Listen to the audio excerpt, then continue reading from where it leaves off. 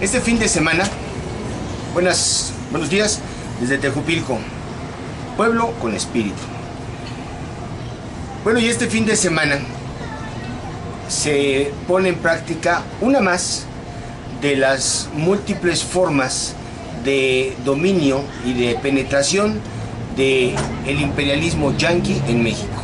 Y a lo mejor la frase es mala porque hemos llegado a tal punto en el que hablar de imperialismo nos remite a los tiempos de la doctrina marxista-leninista y se le da poco crédito, ¿verdad?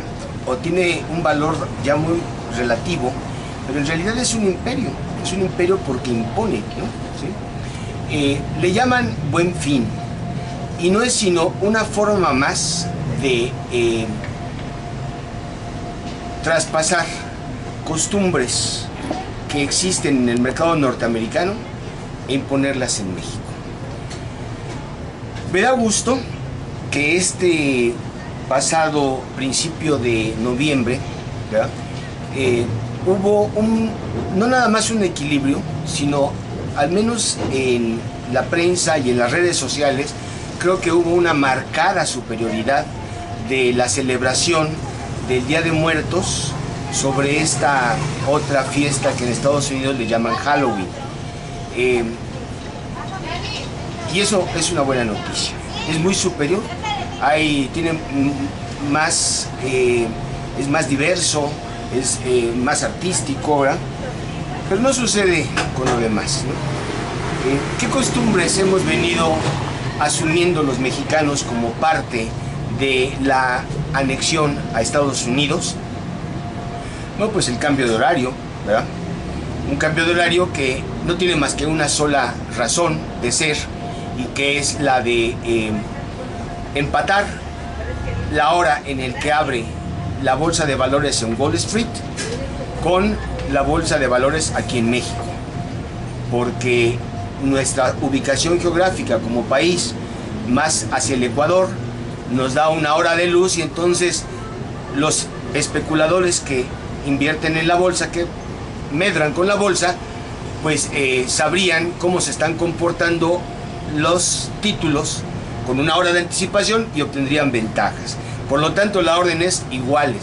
En ese entonces, cuando se dio esta obligación de cambiar el horario, hay que recordar que alguien que se opuso fue justamente Andrés Manuel López Obrador, e incluso se llegó a decir que en el Distrito Federal iba a regir un horario y en el resto del país iba a ser otro, ¿sí?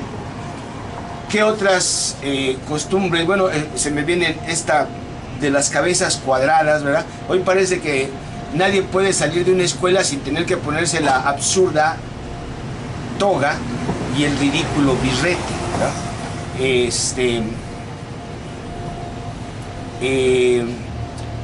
Pero quiero hacer mención a una columna que escribió esta semana Jacobo Zabludovsky, que creo que le da muy bien en el clavo, y que la tituló Chuza.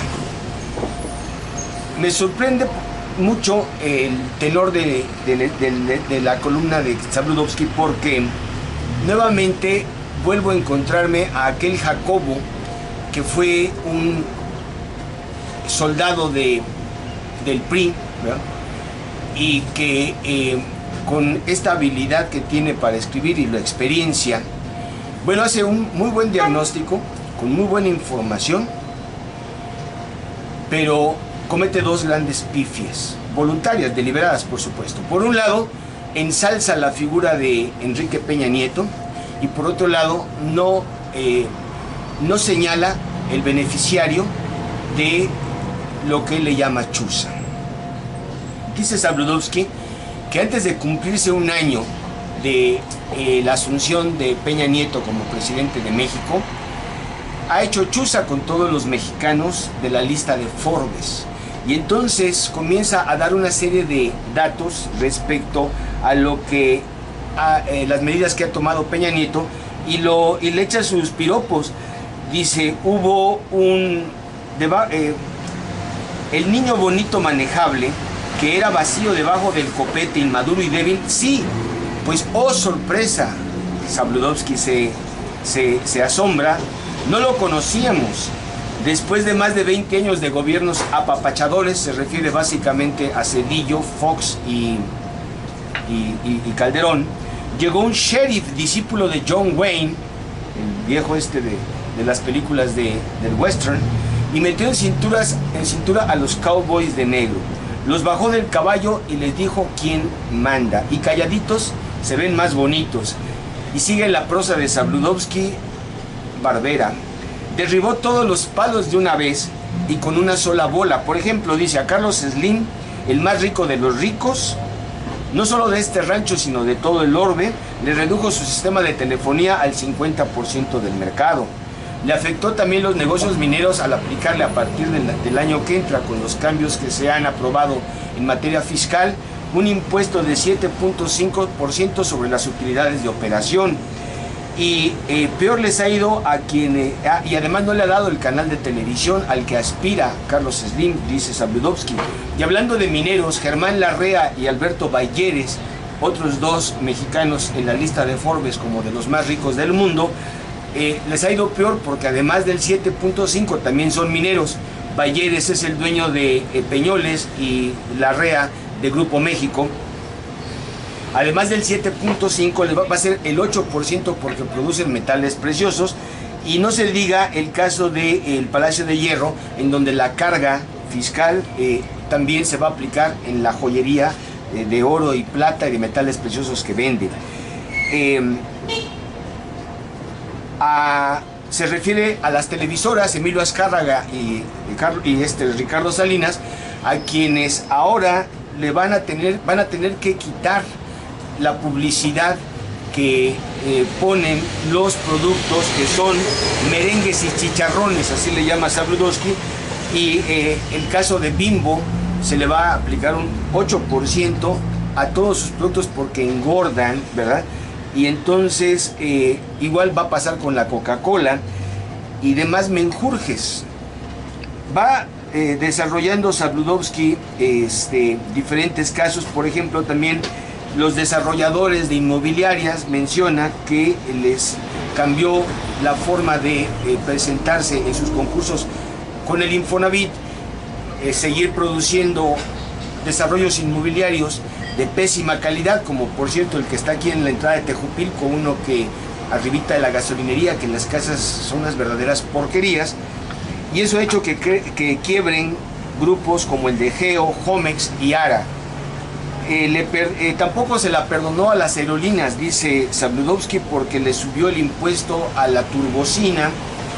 Y en el caso de la bolsa de valores, ¿verdad?, por fin, menciona Jacobo, de una manera ingenua, por supuesto, como si fuera un aprendiz de periodista, dice, les aplica el 10% a las operaciones que se dan en la bolsa de valores. Da más datos, pero el mensaje es claro. Peña Nieto ha resultado todo un cowboy que les enfundó las pistolas y se puso a disparar para cobrar impuestos a quienes nunca han pagado.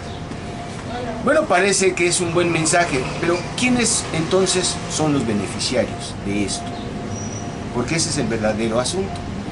Bueno, lo que Jacobo no menciona es que el único beneficiario directo e inmediato pues son los inversionistas extranjeros, y particularmente uno y solo uno, los inversionistas norteamericanos.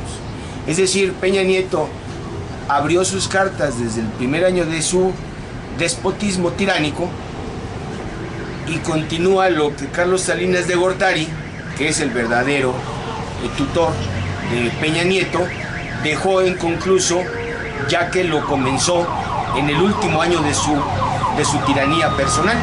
En 1994 hubo muchas expresiones que buscaron cambiar o modificar el rumbo. Se inventó un movimiento en Chiapas en 94 y apareció el subcomandante Marcos.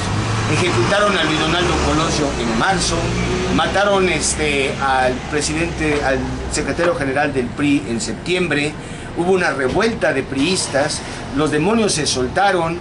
se perdió el control de la sucesión Carlos Salinas de Gortari, le impusieron Ernesto Zedillo, tardó 18 años en recomponerse Salinas, se apoderó y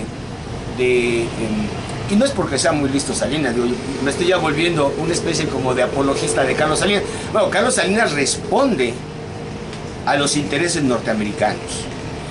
Hubo hasta otro ingrediente más que ha cuajado perfectamente en este proceso de anexión, no nada más económica, sino moral y social de México con Estados Unidos. Fue el proceso por el cual México financió los últimos 18 años su balanza de pagos, principalmente con las divisas que generaron toda la cantidad de malos mexicanos, y yo sé que se enojan muchos, que inmediatamente pusieron pies en polvorosa y se fueron a trabajar a Estados Unidos. Hay muchísimas historias, es que tú no sabes, no tenemos por acá nosotros recursos, nos presionan, hay perseguidos políticos, no les creo nada. Se fueron porque vieron ambiciosamente dinero, se integraron a Estados Unidos y empezó a llegar la Jenny Rivera, empezaron a llegar los burritos y toda esta porquería de música y de comida y de costumbres norteamericanos, de tal manera que, por ejemplo, Tejupilco hoy en día ha perdido su identidad. Ya no sabemos si es un pueblo con espíritu, espero que me hagan eco por ahí, si es una ciudad enana, si es una colonia pobre de Austin, Texas o de Chicago, o si es un ranchote, ¿verdad?, que le pertenece a algunos.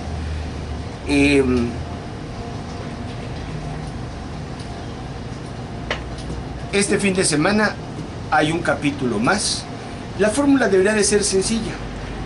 En la economía no hay más que dos posibilidades para que exista riqueza: o bien consumes o bien inviertes. Si tú inviertes, entonces necesitas tener ahorro para invertir. El ahorro se hace a través de consumir menos. Entonces, si la gente tiene ahorros, puede invertir, pero tiene que sacrificar su consumo. La política de este gobierno y de los últimos gobiernos que hemos padecido ha sido hacer de los mexicanos unos consumidores voraces, ¿verdad? Y hoy en día México además es un consumidor para que los beneficiarios sean las empresas norteamericanas. Gracias.